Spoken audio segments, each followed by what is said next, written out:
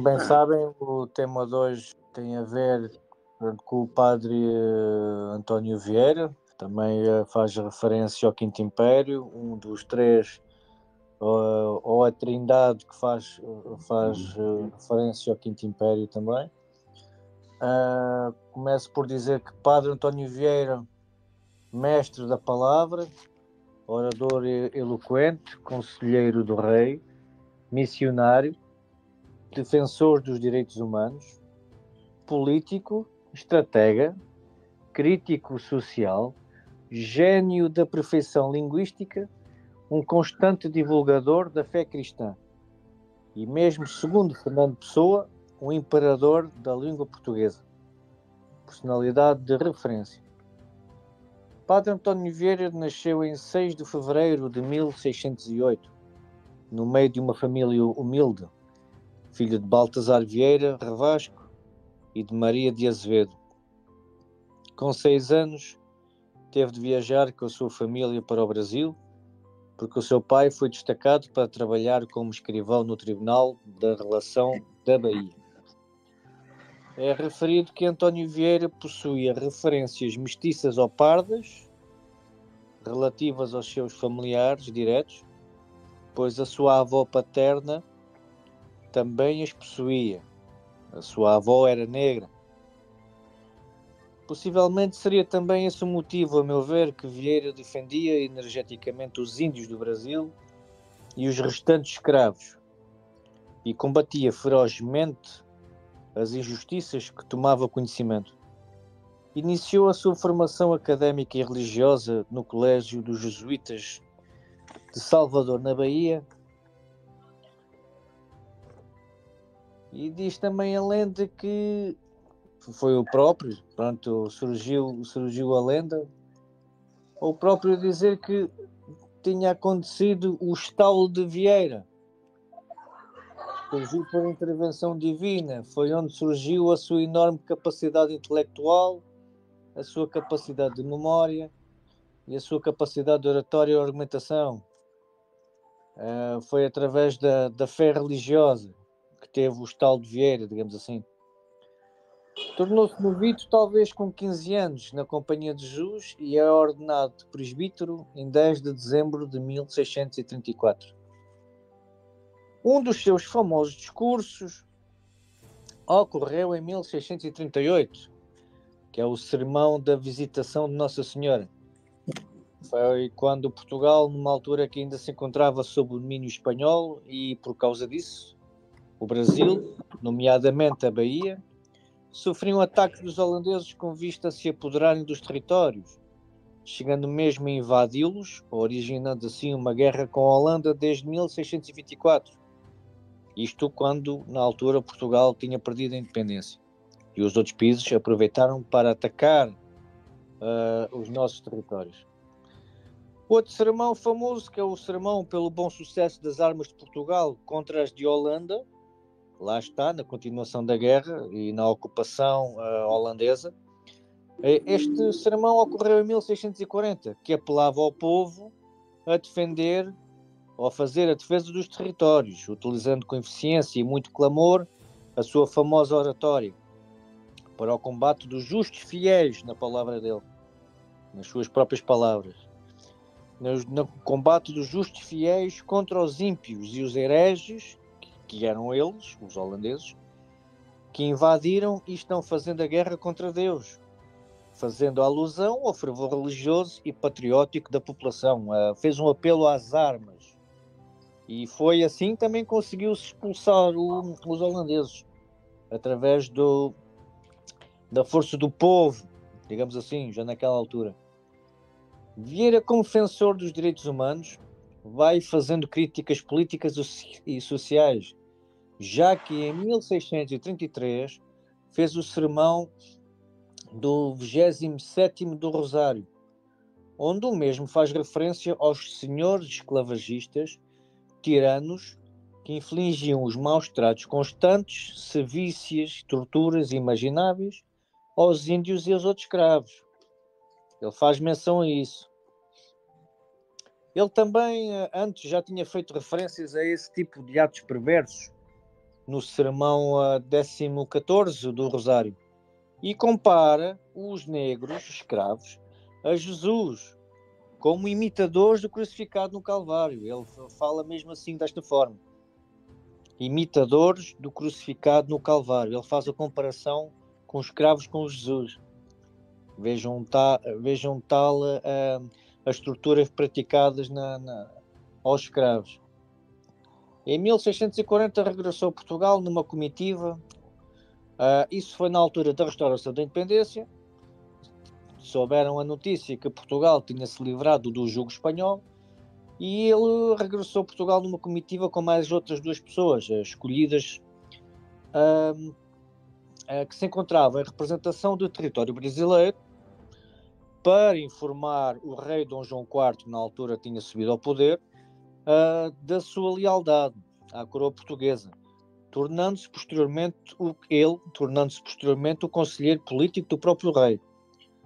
Homem de extrema fé, achava que a expansão da fé cristã era uma responsabilidade divina de Portugal e dos portugueses, inclusive, onde considerava que viria a surgir o chamado Quinto Império, onde já haviam referências e profecias messiânicas do Gonçalo Andes Bandarra, que eram as Crónicas do Bandarra, as trovas, as chamadas trovas, onde ele refazia menção do ressurgimento triunfante de Portugal e dos portugueses, e através da expansão da fé cristã ia tornar o mundo unificado e mais religioso, digamos assim. O que é certo, e juntamente também com a lenda, ele também foi juntando as coisas para servir de argumento, e juntamente com a lenda da Batalha de Ourique, também com profecias canónicas das Sagradas Escrituras, que é relativo ao profeta Daniel, Isaías e Zacarias, o que é que eles falavam também sobre isso, e também pelo enorme feito dos portugueses nos descobrimentos. Ele também fazia referência a isso, porque não era uma coisa normal, não era uma coisa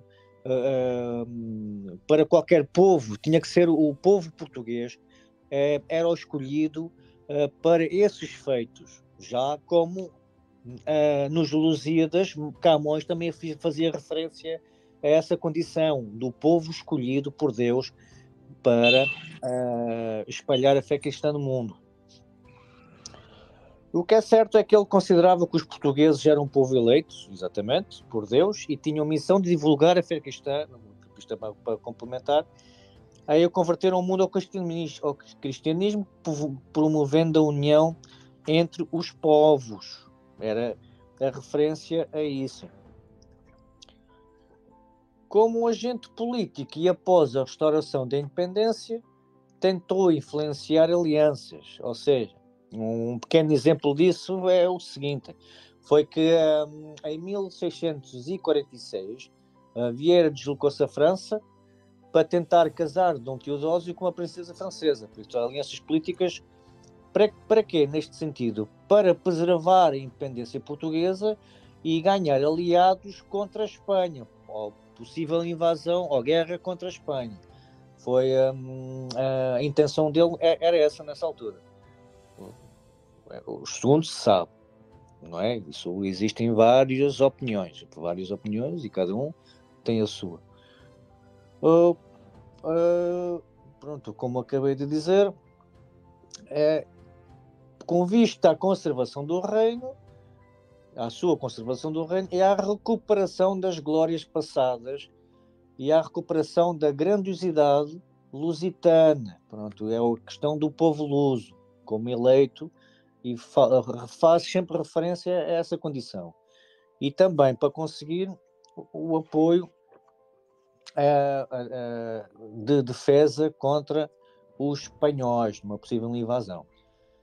Ele considerava isso como ações a tomar necessárias para que o Quinto Império se concretizasse. Porque também, na sua opinião, segundo ele achava que Dom João IV era a figura do encoberto, o tal Dom Sebastião renascido, que viria a tornar o Quinto Império Português novamente grandioso, enumerando diversos argumentos comparativos entre... mesmo ele chegou a fazer mesmo a comparação das virtudes, mesmo das virtudes de Dom Sebastião com Dom Afonso IV, tendo por fonte as trovas do Bandar. É isso, ele chegou mesmo a fazer um comparativo entre os dois. Em 1644 foi nomeado pregador régio, ou na igreja de São Roque as pessoas, tal era a forma argumentativa e oratória da Padre António Gera, que as pessoas faziam fila. Ele cá em Portugal, pronto, ele veio do Brasil para cá, recapitulando, as boas novas da restauração, chegou ao Brasil, e ele em 1640 voltou, regressou a Portugal, e tal era a forma argumentativa, e tal era a oratória e a argumentação, que as pessoas faziam mesmo fila para entrar dentro da igreja. Havia pessoas a encher as ruas e já que a igreja cheia, enchiam um espaço só para ouvir. Tal era o poder da sua palavra. Padre António Vieira tinha chegado à teoria englobalizadora do Quinto Império e à recuperação do orgulho lusitano, porque este estava convicto de Dom João IV seria o revitalizador ou o messiânico, o Messias tão aguardado, tal qual Dom Sebastião, não é? O desejado, digamos assim, que viria cumprir Portugal e se generalizasse por toda a terra. Era o sonho, era um sonho da Lusitânia, do povo luso, escolhido para tal empresa. Não podia ser de outra forma. O povo que conseguiu fazer todas estas coisas grandiosas também relativamente às descobertas marítimas e às viagens e aos perigos, a descoberta de novos mundos, ir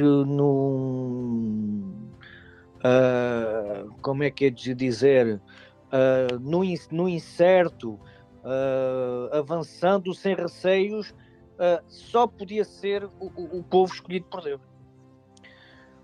O que é certo é que a hipótese de se criarem, na altura, alianças com a França por intermédio do casamento de Dom Teodósio com uma princesa francesa foi logo abandonada. Porquê?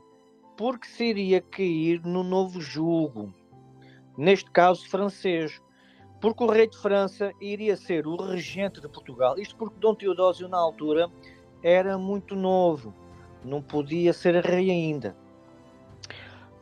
E nesse caso o rei francês era o regente, enquanto o príncipe não conseguisse atingir a maioridade para ser coroado rei de Portugal.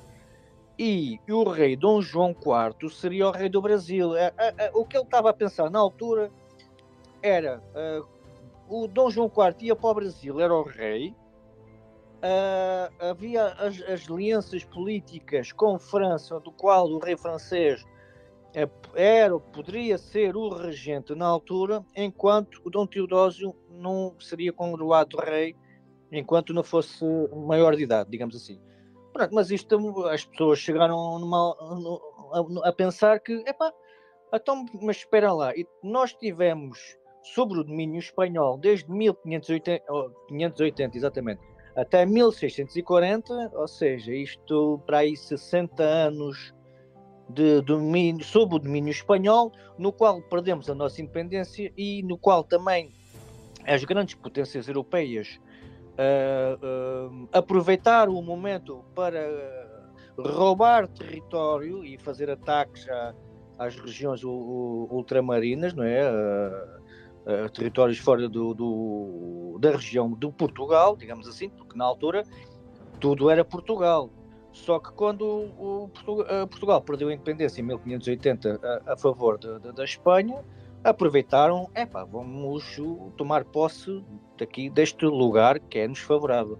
tanto a França como a Inglaterra, como a Holanda, utilizaram os seus corsários e andavam a fazer ataques às populações, entravam pelas cidades adentro, ocupavam, faziam guerra, destruíam, roubavam, tomavam posse daquela região, daquela cidade. Uma questão militar, não só militar, mas política e também económica, porque eram regiões ricas, não é? Também a nível estratégico. Assim sendo, o padre António Vieira pensou noutra alternativa, já que não aceitaram isto, vamos ver aqui outra forma. Ou seja, como Portugal na altura se encontrava bastante necessitado de dinheiro, não é? Devido a tudo o que eu já disse até o momento, ficou basicamente com 60 anos de ataques, virou-se para a diáspora judaica,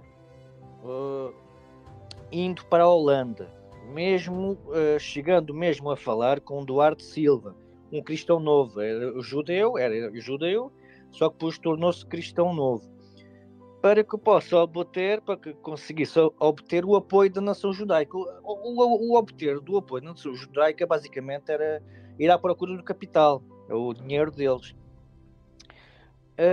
E neste caso fornecendo-lhes condições sociais e económicas favoráveis para a criação da Companhia Geral de Comércio do Brasil. Foi uma companhia privada criada mesmo para fazerem as trocas comerciais para os judeus holandeses, e não só, não é?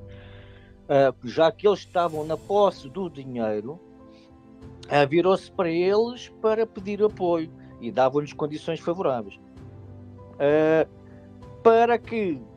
Isto para quê? Porque também para ele, como já falei há bocado, era um passo a tomar, na visão de Vieira, para se conseguir materializar o Quinto Império.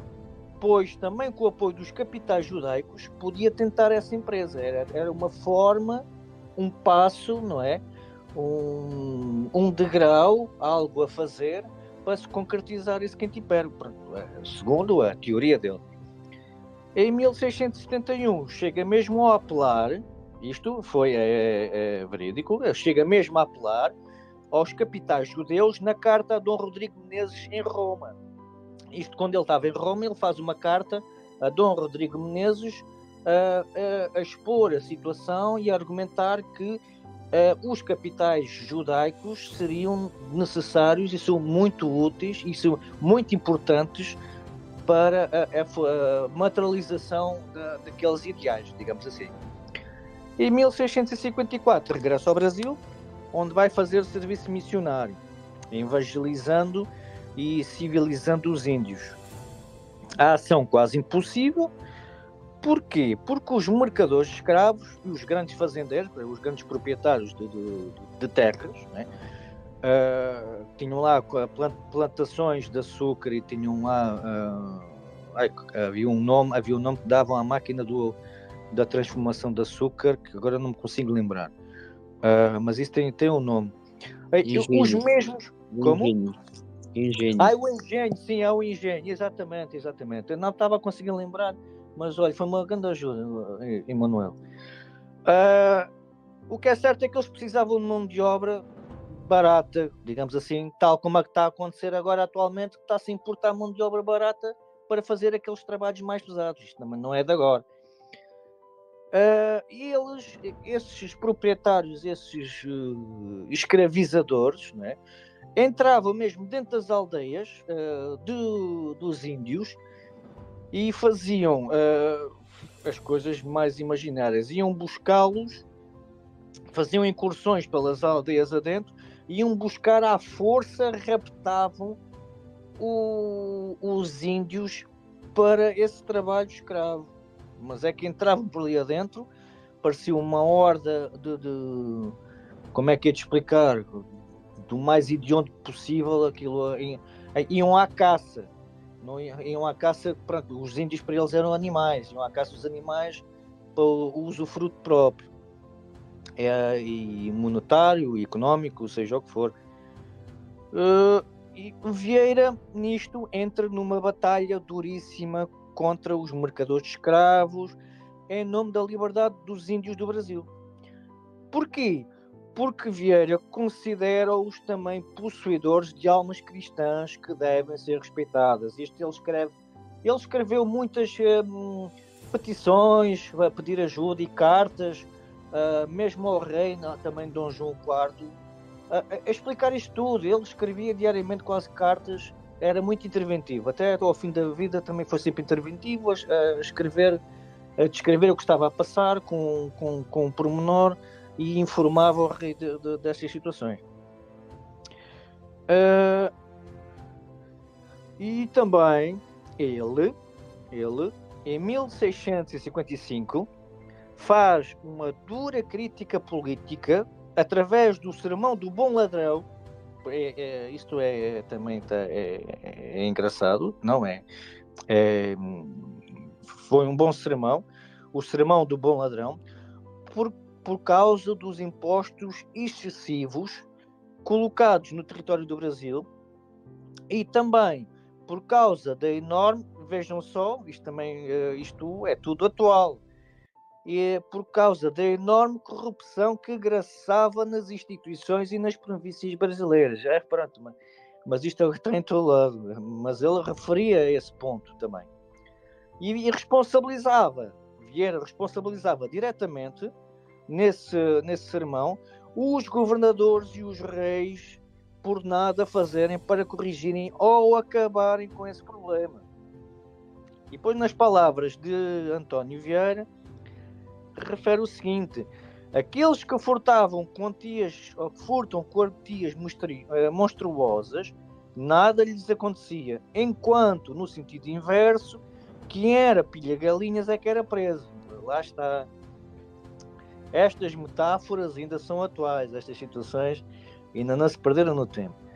Pelo motivo de guerra declarada por António Vieira contra os fazendeiros e os mercadores de escravos, que lucravam com a mão de obra escrava, e pela enorme pressão que eles lhe faziam, sentiu-se obrigado, entre aspas, a voltar a Portugal. Isto, obrigado, não é nem ele sentiu-se obrigado, obrigaram-no ou expulsaram-no, porque ele estava a ser muito incómodo com as suas oratórias. Ele foi sempre incómodo. Ele falava diretamente, colocava as questões e apontava o dedo, não diretamente, não é? Mas segundo a sua oratória e argumentação, apontava-lhes o dedo. E por causa disso, pronto, teve que sair do Brasil.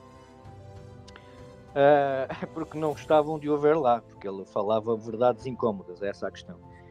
O Sermão de Santo António aos Peixes é o grande exemplo da crítica mordaz, política e social disso mesmo. Padre António Vieira sempre foi uma pessoa incómoda, porque utilizava no seu discurso aparentemente religioso expressões em formas que implicitamente atacavam o poder instituído. É o que me tenho já até estado a referir. Ele falava verdades incómodas. E por falar em verdades incómodas, como não lhe podiam fazer mal, tinham que o obrigar a sair de lá. Ou lá está. Ele não saiu por vontade própria, foi obrigado. Isto é na minha opinião. Na minha opinião, foi mesmo obrigado, porque ele era muito interventivo, ele fazia os discursos nas igrejas, nas ruas, enviava cartas a denunciar, a explicar, a informar, e eles não gostavam nada que ele fizesse esse tipo de informações e comunicações, e estavam-lhes a prejudicar o negócio, teve que sair. Padre António Vieira, em Portugal, pronto, quando regressou, já não tinha o apoio real que o tinha protegido, porque ele foi muito protegido anteriormente pelo rei Dom João IV, não foi. Isto depois foi sendo relegado para a figura de menor importância, porque também criou inimizades mesmo dentro das ordens religiosas e também na Inquisição. O facto dele ter ido à Holanda falar com novos cristãos e judeus a pedir apoio económico e também como ele também fazia referência ao Quinto Império, a Inquisição estava de olho nele e chegou a ser preso. Houve um grande problema com ele na Inquisição.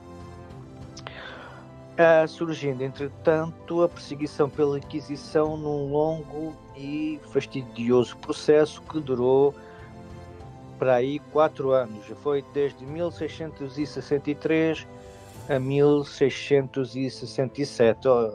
Ou seja, eles atiraram com tudo para cima de Padre António Vieira, mas ele relutantemente e heroicamente conseguiu resistir, mas pronto, o tempo também é um massacre de tempo. Ele esteve preso durante esse tempo todo. 4 anos preso não é pera doce. Ser constantemente... como é que se diz? Caraças, agora não me lembro a expressão. Questionado sobre todos esses assuntos. Inquirido, talvez. Não é bem inquirido, não é inquirido. Inquirição tem outra coisa, é uma forma mais leve de dizer as coisas, de perguntar. Foi mesmo interrogado, intimado. Foi exatamente. As interrogações, o interrogatório era duro, bastante duro, porque puderam atacar, mandar para cima dele, tentavam. Pronto, porque na altura Dom João IV ninguém lhe tocava porque ele tinha a proteção do rei. Depois de ter ido ao Brasil e voltar, a questão já foi diferente. Porque não tinha apoio dentro mesmo das ordens religiosas. Ele ia para um sítio, não o queriam lá, teve que ser relegado para Coimbra, e depois também acho que em Coimbra também esteve preso. Por causa da Inquisição deitou-lhe a mão, arranjou a desculpa, já tinha o registro também sobre dele, porque ele era a favor dos judeus, dos novos cristãos, e falava sobre o Quinto Império, coisas que não se devia falar. Pronto, todas estas questões. Pois, e entretanto, em 1667 subiu ao trono Dom Pedro, e nisto o martírio do padre António Vieira acabou por vontade do rei, por vontade deste, que não concordava com a perseguição que lhe estava a ser feita. Ou seja, ele chegou a ver, ele verificou que isto já era um bocado exagerado, digamos assim. De seguida, viagem para Roma, onde recebe o apoio do Papa. Lá está, como o homem era um detentor de uma fantástica inteligência e o domínio da palavra e da oratória, conseguiu o apoio do Papa em Roma. E o que é certo, recebe o apoio do Papa, regressando, ele fazia, até mesmo em Roma, toda a gente queria, o mundo parece que parava por ouvir, que ele era um profundo conhecedor das letras, digamos assim. Ele regressa posteriormente a Portugal com a bênção e a proteção do Papa. Isto veio com papel escrito do Papa a dizer que a Inquisição não lhe podia mover nenhum processo nem ser perseguido por esta. Ele obteve proteção do Papa a partir do momento que ele esteve em Roma. Regressou já muito velhote ao Brasil, nisto, onde faleceu com 89 anos. O homem, quase o século, todo o século quase teve, que ele nasceu em 1608 e depois morre posteriormente no Brasil, já muito velhote, com 89 anos. Padre António Vieira, por tudo isto, pronto, poderá haver a forma política também, pronto, pode ser algo discutível, e a questão religiosa também pode ser discutível. Podia haver algo mais por detrás, não sei, algumas segundas intenções. Pronto, está bem que o homem, pronto, a origem é jesuíta, mas o que é certo é que do que tenho tentado a ver, ele era interventivo também não era pela questão religiosa em si, é pela questão genética, pela questão da parentalidade, dos laços familiares.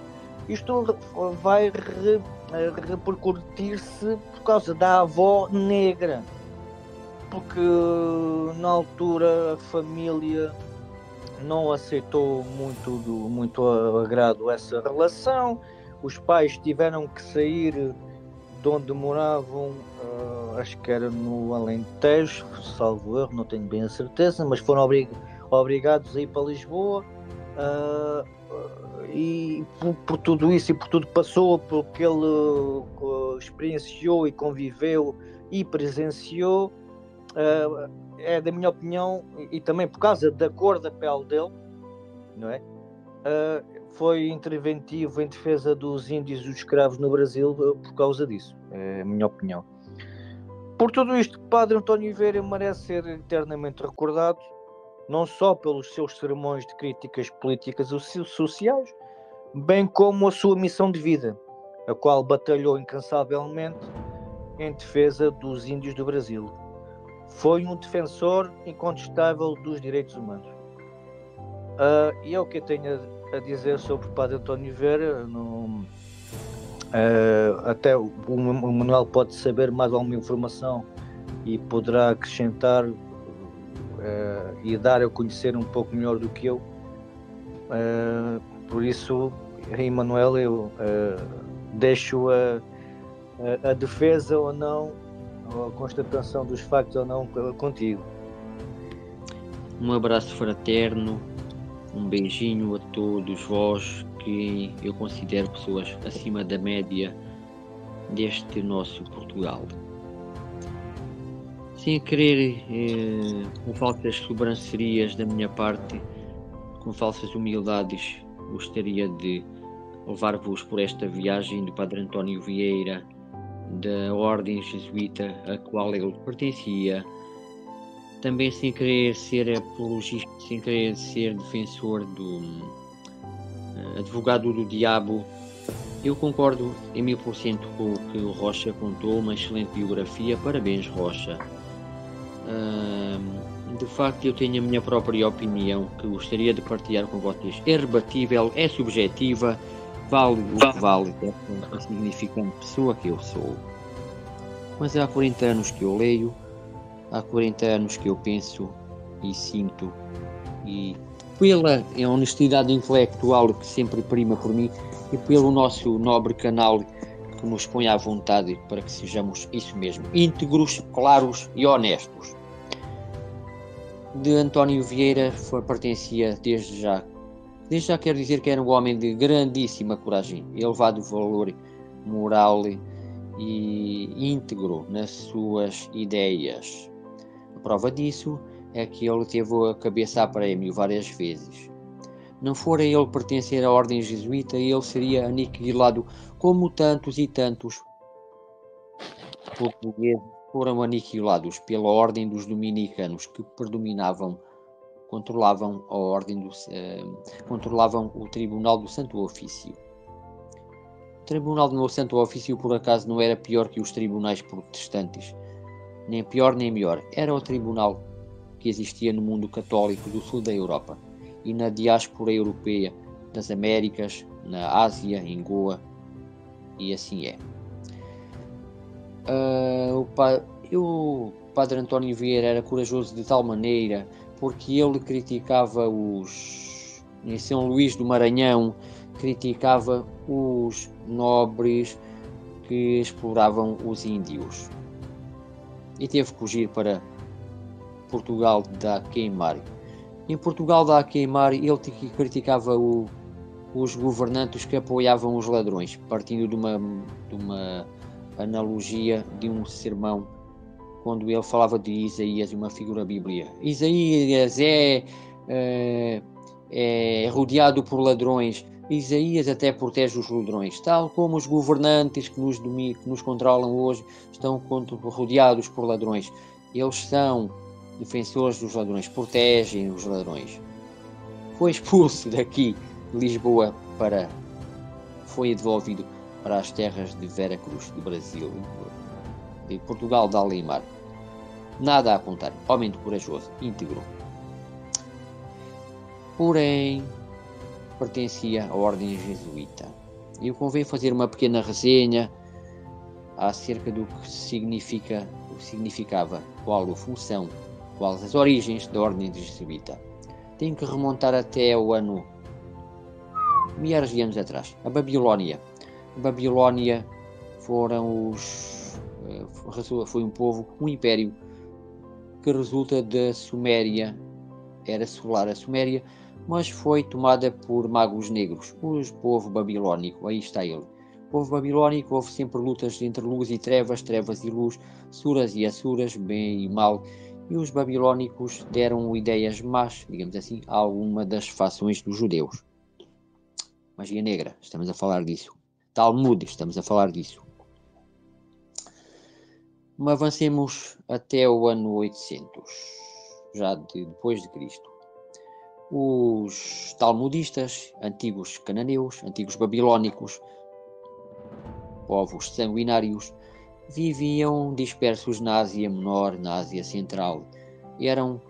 Roubavam as caravanas. Os caravanistas da Rota da Seda eram assaltados por estes senhores. Lutavam contra cristãos, lutavam contra muçulmanos, lutavam contra judeus bons. Então tiveram que se converter a alguma religião, porque todos queriam destruir estes xamânicos. E então eles converteram-se ao judaísmo. E são aqueles célebres judeus askenazis. E os judeus askenazis sediaram-se na República de Veneza. Infiltraram-se e criaram negócios. As bases do capitalismo moderno, temos que recorrer a elas, porque o sistema da banca foi aí implementado. Emprestavam dinheiro na banca, punham bancas em cima das praças, onde emprestavam dinheiro porque cobravam juros. Muito bem. Aí está Veneza do século XII. Portugal veio estragar um negócio destes bancários, porque eles controlavam o negócio. Estes bancários controlavam o negócio da Rota da Seda, e Constantinopla, Veneza e Alexandria tinham um monopólio dos preços dos produtos que vinham da Ásia. Portugal no século XV veio estragar o negócio destes senhores, porque nós fomos comprar diretamente às fontes e fazíamos preços acessíveis para o comum dos mortais. Não explorávamos os compradores. As pessoas corriam a Lisboa. E estes venezianos nunca perdoaram isso. Agora, um pouco atrás, 1530, o fundador da Companhia de Jesus, Santo Inácio de Loyola. Na altura era só Inácio de Loyola. Em 1522 houve um certo milagre que ele, através de uma canhoada, um canhão, ele sobreviveu milagrosamente, e então ele teve uma epifania, converteu-se ao cristianismo por grande fé devota. É isso que diz a propaganda dos jesuítas. Tal como o padre António Vieira diz a propaganda, caiu, quase que morreu e teve uma epifania. Sobrevivem de mitos. Estas propagandas sobrevivem de mitos. Eles constroem os mitos. Pronto, deixá-los lá ficar com os mitos. Repito, eu sou admirador do padre António Vieira. Mas ele foi manipulado, foi instrumentalizado. Já vamos ver porquê. Avancemos. Daqui a uns minutos vamos compreender porquê. Santo António, voltando ao início, meados do século XVI, o Inácio de Loyola, com mais seis jovens estudantes em Paris, criaram em 1538, na cripta da igreja de Saint-Denis fica em Montmartre, e lá está essa igreja, em Paris, fizeram um pacto de criar um novo grupo sectário, um grupo religioso, que depois deu origem à ordem jesuíta. 1538, desses 7 jovens, 4 deles eram descendentes, ou eram eles próprios judeus, eram cripto-judeus. Foram obrigados pela Inquisição, por inquisições da Europa, a mudarem para a religião cristã. Inácio de Loyola, os pais dele eram judeus, ex-judeus, que eram cristãos novos. Cristãos novos chamavam-se como cristão novo, era aquele judeu que se teve que converter ao cristianismo ou era simplesmente expulso da Portugal, das Castela e Leão, e depois de Portugal. E estes rapazes, jovens estudantes, juraram vingança dos reis que os tinham feito a vida negra a eles ou aos pais deles. Sendo que há várias teses, há teses que dizem que a Igreja Católica é que controlava a Santa Inquisição através dos dominicanos, há outras teses que dizem que eram os reis dos diferentes países ibéricos que controlavam e de Nápoles que controlavam a Inquisição. E não vou meter as mãos nessas ninho de vespas porque eu não investiguei com seriedade e não sei dizer se era um braço armado, um braço judicial, se a Inquisição era um braço judicial dos reis ou era um braço judicial da Santa Igreja. De facto, havia alianças entre Roma e os reis, com certeza que havia. E eles, esses jovens, na cripta de Saint-Denis, Inácio de Loyola, mais 6 amigos, estudantes, juraram vingar-se ou dos reis ou do Papa. E isso perdura até hoje. Essa tentativa de vingança quer destruir a Igreja por dentro. A ordem religiosa foi, por bula papal, o Papa autorizou que existisse nova ordem religiosa, mas foi em 1540 que o Papa autorizou, mas em 1538, voilà, antes de ir a Roma, o Inácio de Loyola foi até Veneza, onde controlavam, era a República de Veneza. A Sereníssima República de Veneza era controlada por banqueiros. Esses banqueiros que queriam poder e queriam controlar o mundo através da magia negra. Lembram-se do que eu disse há pouco? Babilônicos, cananeus, xamânicos, venezianos. E então, em 38, o senhor Inácio de Loyola é considerado apóstolo. Não sei o que é que significa na teologia ou como definição, não sei o que significa apóstolo nessa Veneza, onde havia também muitos cristãos de Constantinopla, da Igreja do Oriente. Da Igreja de Constantinopla, assim é que é. Ainda não tinha caído nas mãos dos muçulmanos. Aliás, Veneza foi sempre cristã, mas pertencia ao rito constantino, de Constantinopla.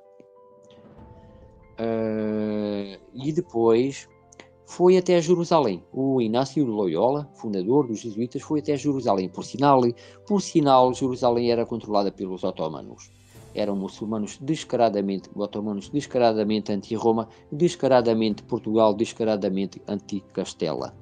Muçulmanos otomanos, do Império Otomano. E com certeza teve formações, Inácio de Loyola teve formações que instrumentalizaram, que ensinaram como destruir a Igreja por dentro, ou como destruir os impérios português e castelhano por dentro, infiltrados na Igreja de Roma, ou infiltrados nos territórios português e espanhol de Aquimar e de Alemmar. Então, alguma dúvida? Estão a acompanhar? Posso continuar? Sim, excelente. Muito bem, obrigado. Agora, avancemos um pouco. A Companhia de Jesus ganhou... Vou fazer a referência a um ditado do Dom João II. Há a época do mocho, da coruja. Há a época da coruja e há a época do falcão. eles, os jesuítas, não podiam atacar diretamente. Vamos pá, por aí afora, à espadaiada. Não. Eles utilizavam... Os dominicanos faziam isso, através da Santa Inquisição. Aniquilavam as pessoas, vergavam-nas na sua vontade. Humilhavam-nos. E faziam interrogatórios. Primeiro já se assumia, nós temos aqui esta prova que você é culpado disto. O que é que você fez? O que é que você fez? A pessoa tinha que pensar, mas o que é que eu fiz? O que é que eu fiz? Já era tido como culpada. Ele é que tinha que arranjar defesas por uma coisa que nem sequer sabia qual era a acusação. Ele sabia que havia acusações fortes. Eram os dominicanos. Aniquilavam, espezinhavam pessoas. Os jesuítas eram astutos. Criaram um sistema de ensino, criaram escolas. Pressupunha que as crianças eram retiradas aos pais. O Estado, hoje em dia, o Estado quer tomar as crianças dos pais. O Estado quer educar as crianças desde tenra idade. Os jesuítas retiravam as crianças aos 6 anos. Casualidade ou causalidade? Os jesuítas retiravam as crianças aos filhos. O próprio Inácio de Loyola dizia: dê-me crianças de 6 anos, que eu vou transformá-las naquilo que eu quiser.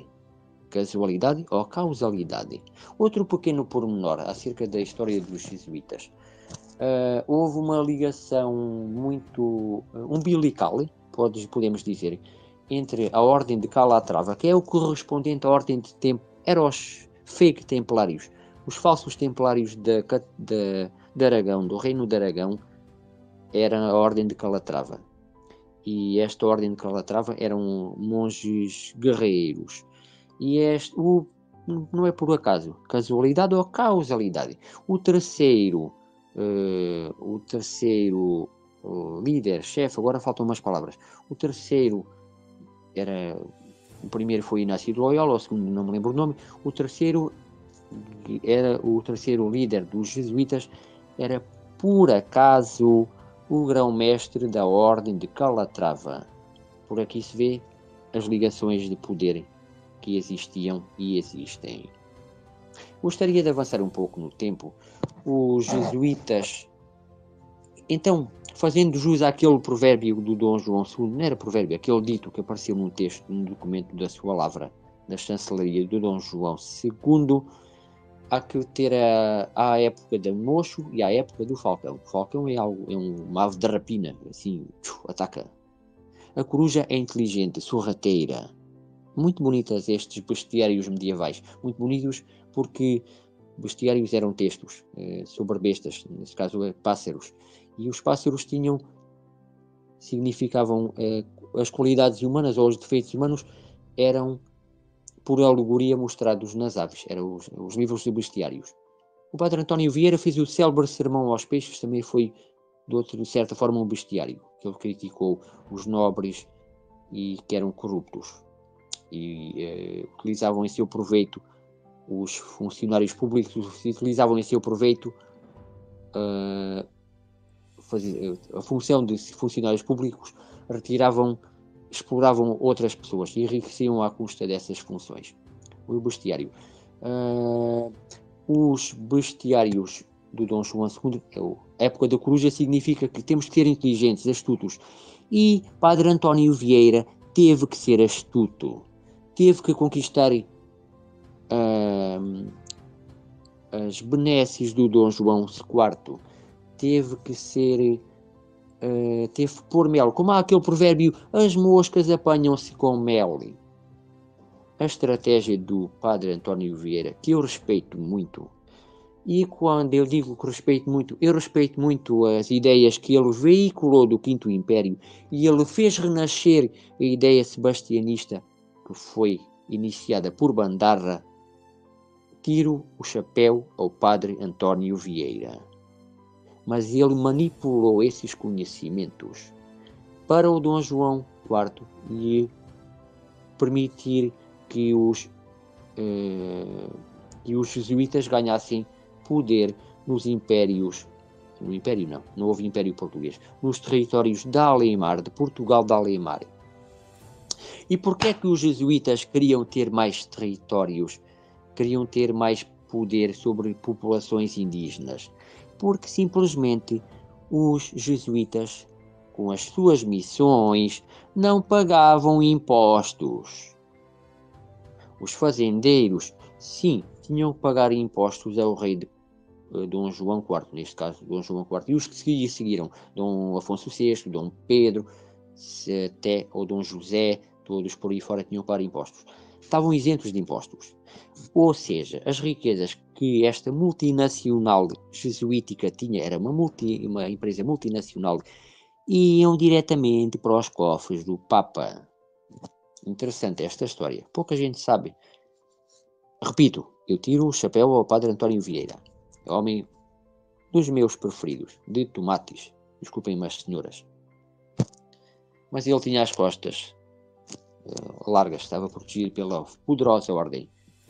Ora, neste caso não é de estranhar, neste caso que eles não pagavam impostos e ganhavam tanto poder, que o Dom Marquês de Pombal os quis expulsar do território de Portugal a queimar e expulsou-os do território de Alemar. Não é por acaso. Não é por acaso que o rei de França também os expulsou da França, uns décadas antes. Não é por acaso que o rei Carlos, há tantos dados, Carlos III da Castela os expulsou mais tarde também dos territórios ultramarinos da Castela de México, da Castela do Peru, da Argentina, do Uruguai. Toda a gente, ninguém gostava dos jesuítas. Casualidade ou causalidade? Porque as pessoas sabiam que eles tentavam destruir a Roma por dentro. Hoje não se escreve nos livros de história. Os antigos não eram burros e viam as manipulações que eles tinham. Os jesuítas eram gestores das minas de cobre de Potosí, na Bolívia, eu creio. Gestores das minas de prata no México. Tinham milhões e milhões de hectares. Tinham as célebres missões, que eram autossuficientes. Tinham negócios nas Filipinas, no Japão, negócios nas Américas ultramarinas, portuguesa e espanhola. Era uma multinacional.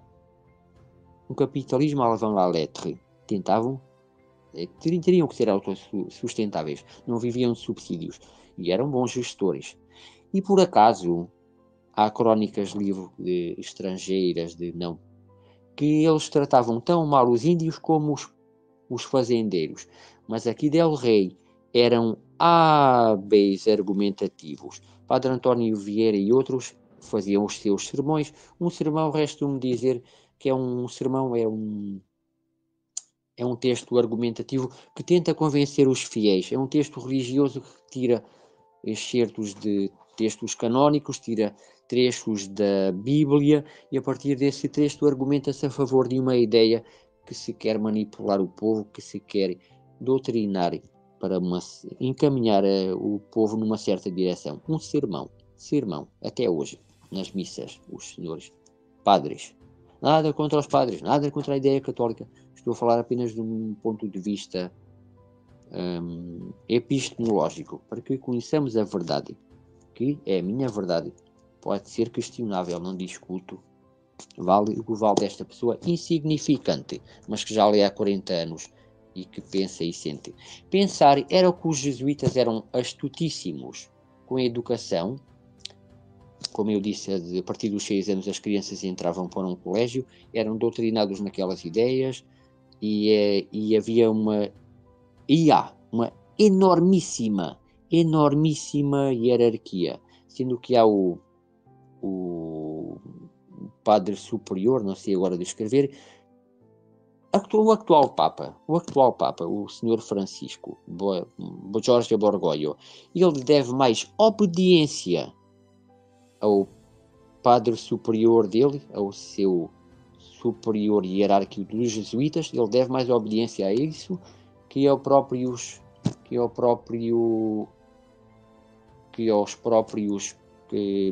bispos que o elegeram, que os próprios cardeais que o elegeram. Ele deve mais obediência ao padre superior que propriamente à Igreja de Roma, ao qual ele recebeu os votos cardinalícios.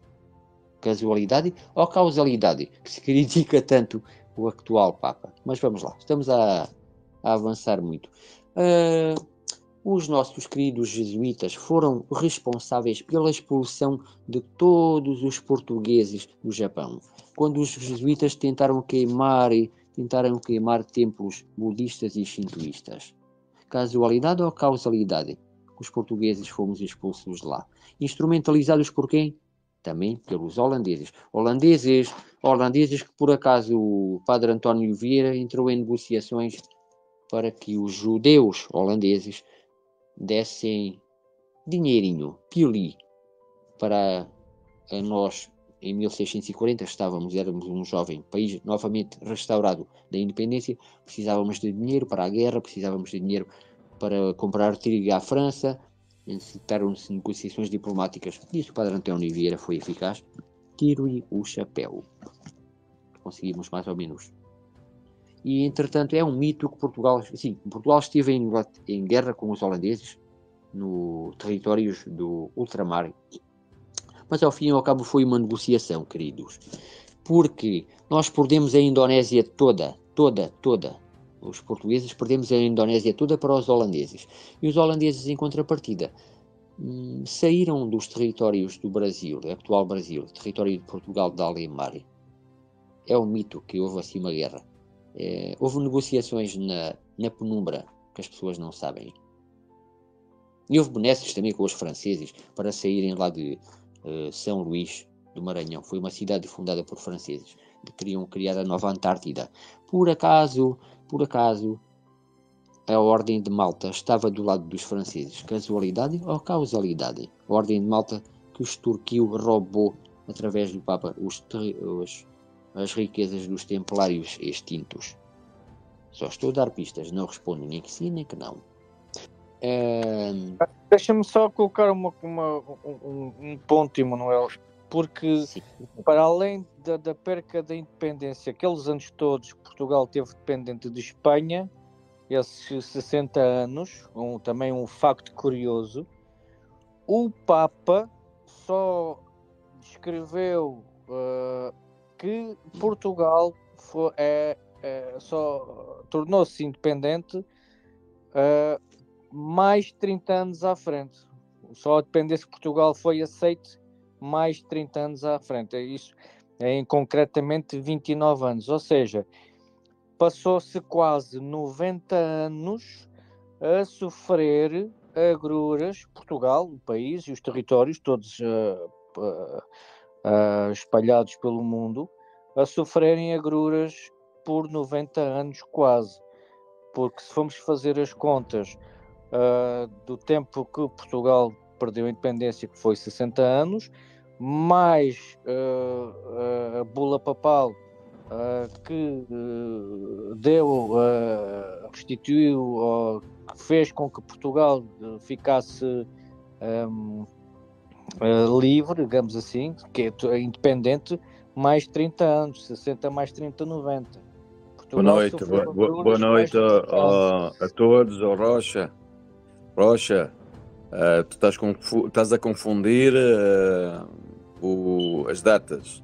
O que aconteceu, o que tu estás a pensar é na Batalha de Eurique, foi em 1139, foi a data da batalha, e depois a data da independência do Reino de Castela oficializada e Leão foi em 1143, e depois, sim, passado 30 e poucos anos, em 1179, é que a bula papal nos deu legalmente, oficialmente, a soberania e independência de qualquer outro Estado-reino, que nesse caso era o primo, o nosso famoso primo castelhano, de Leão e de Castela, que mesmo levando de porrada sempre, continuava sempre a querer pôr a mão ou pôr o pé onde não devia, e então para que definitivamente nunca houvesse mais essas guerras, foi feita a bula papal, entendes? Agora, da restauração de 1643, foi aí, e não houve mais 20 anos, não houve mais bula papal nenhuma, ok? E mais uma vez, quero dar boa noite a todos os filhos do grande Reino Unido, de Portugal, Brasil e Algarves. Estou aqui a escutar mais ou menos desde o princípio aqui da nossa live.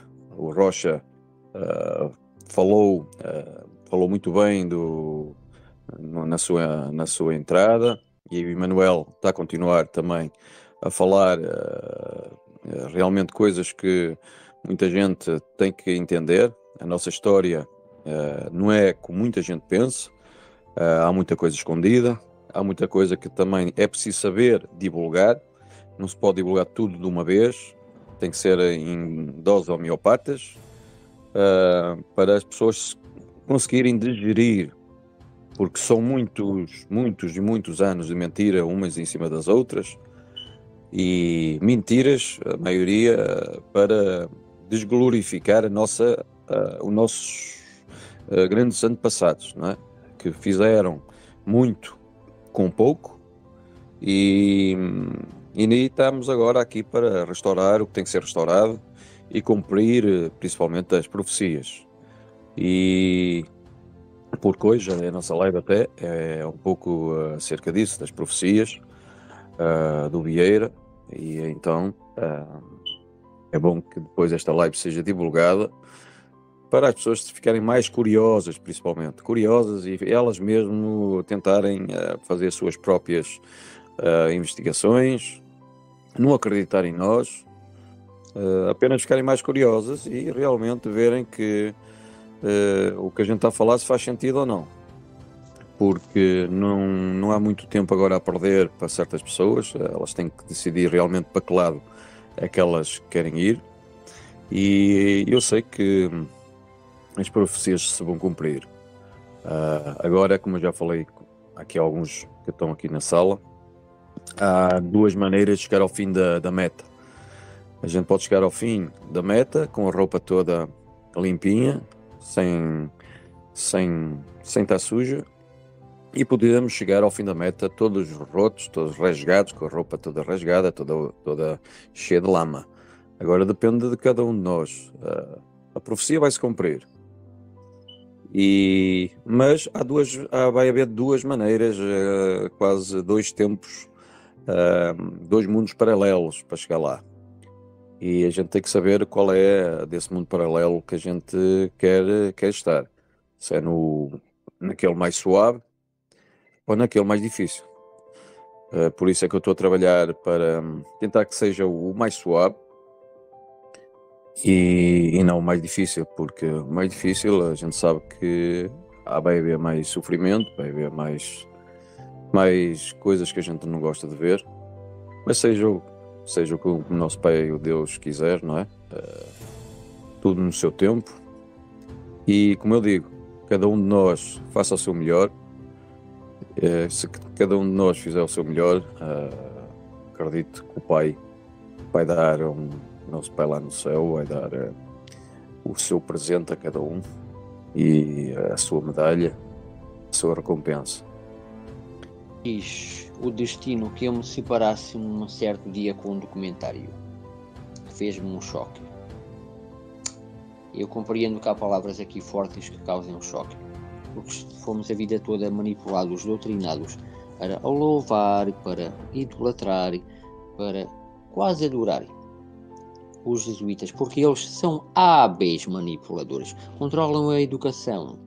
Até 1555 eles tinham 1550 criaram a Universidade de Évora, que criava as elites, doutrinava as pessoas numa certa sentido, legitimava o poder da Igreja de Roma.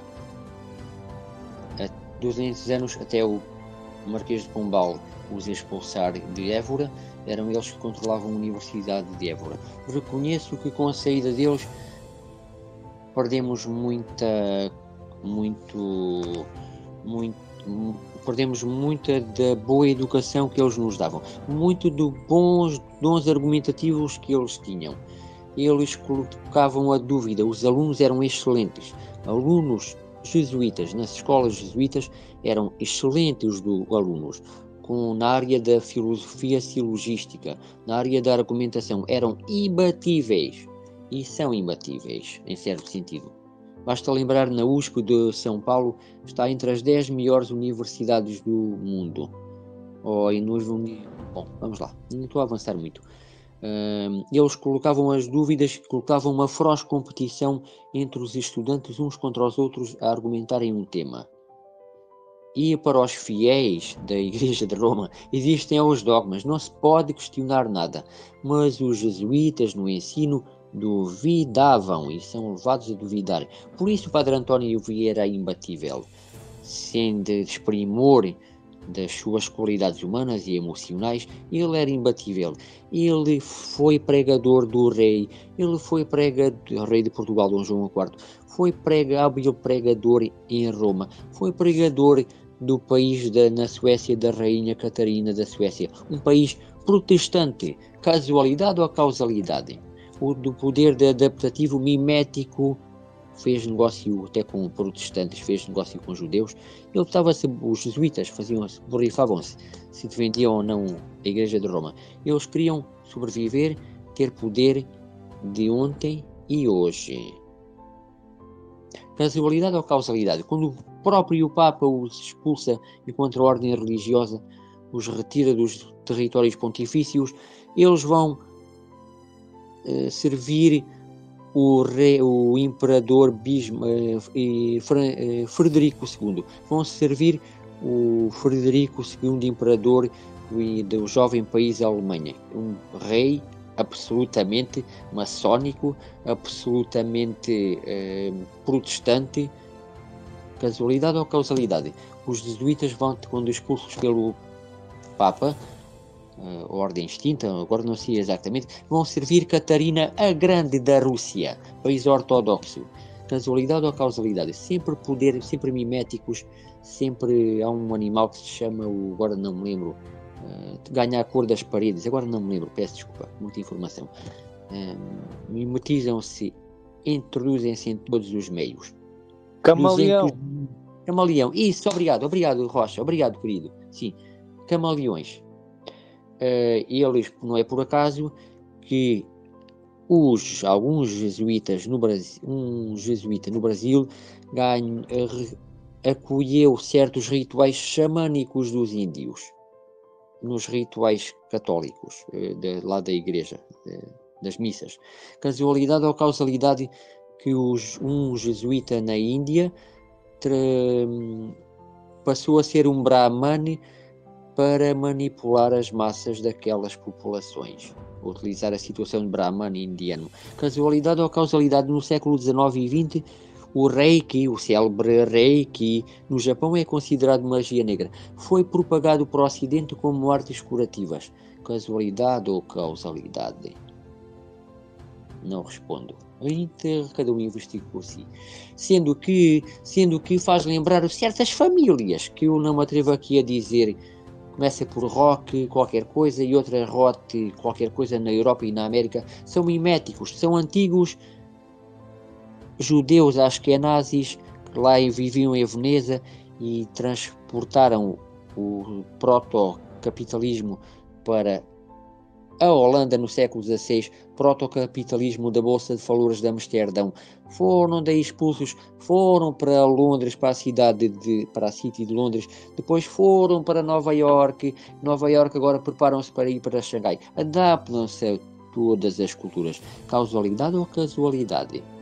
Para explorarem as pessoas impreparadas, que não têm conhecimentos da história secreta. Casualidade ou causalidade? Destes askenazis passam a protestantes, passam a católicos, de católicos passam a protestantes outra vez, viram casacas rapidamente. Famílias reais que têm um nome, mas vão para outro país, ganham um nome novo. Cada um pensa por si e investiga. Causalidade ou causalidade? Estes jesuítas comungam desse mimetismo. Alguma dúvida? Se alguma dúvida houvesse, pensemos em 1913. A Reserva Federal Americana foi criada propositadamente por uma família Rocochocochoca, que agora não digo o nome, que isto pode estar sob escuta, ou sei lá, os hackers podem nos lixar a vida por dizer nomes que já tenho medo até de falar, com a censura que tanta existe. uma família Roque qualquer coisa, reuniu-se em 1913 numa ilha da Carolina do Norte, creio. Carolina do Norte, reuniram-se aí numa ilha e decidiram que iriam levar o mundo para a guerra. Ora, aí está. 1914, o mundo entrou em guerra. Casualidade ou causalidade? Havia um representante dos jesuítas aliado ao grande capital. Os jesuítas precisavam urgentemente de capital. Estavam na penumbra em 1913. E então a reserva mexeram cordelinhos, meteram os ideólogos jesuítas a estudar a maneira, economistas jesuítas, e criou-se a Reserva Federal Americana. É um banco central, aparentemente central, mas que, por sinal, de quem os controla são famílias, são acionistas, são privados, que controlam a emissão de dinheiro a seu belo prazer. Não porque vai ajudar o povo americano, mas porque é mais vantajoso para a estratégia de lucro. Perdura até hoje a ideia da Reserva Federal Americana. Todos os bancos estão centralizados. O Banco de Inglaterra está na guarda dessa família Rocochocachoca. Por acaso, o Banco de Inglaterra incentiva todos os países a terem os bancos centrais. Casualidade ou causalidade? Por acaso, o Tesouro do Vaticano está salvaguardado por essa família Rocochocachoca, Rockefeller ou qualquer coisa. Casualidade ou causalidade?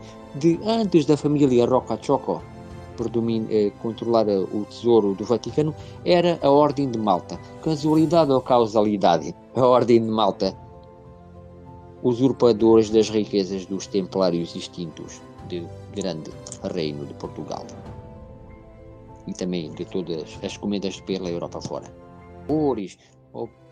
Mas esta economia aqui é economia